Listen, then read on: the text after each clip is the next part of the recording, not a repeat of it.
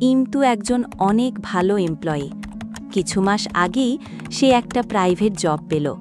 অফিসের বস তার কাজের জন্য তাকে খুবই পছন্দ করে।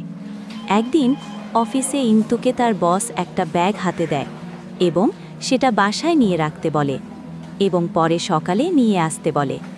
ইমতু ব্যাগ নিয়ে বসকে বলে। ইমতু তার ড্রেসকে এসে ব্যাগ খুলতেই দেখে অনেকগুলো ডলারে ভর্তি ব্যাগটা। ইমতু অনেক খুশি।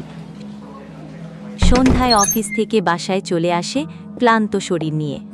পরে সে ডলার ভর্তি ব্যাগটি একটা শোকেসের উপরে সামলে রাখে। আর এই যে দেয়ালের এই ফ্রেমটি ইমতুর খুবই প্রিয় একটা ফ্রেম। এরপরে সে ফ্রেশ হয়ে খাবার দাবার খেয়ে ঘুমাতে চলে যায় তার বেডরুমে।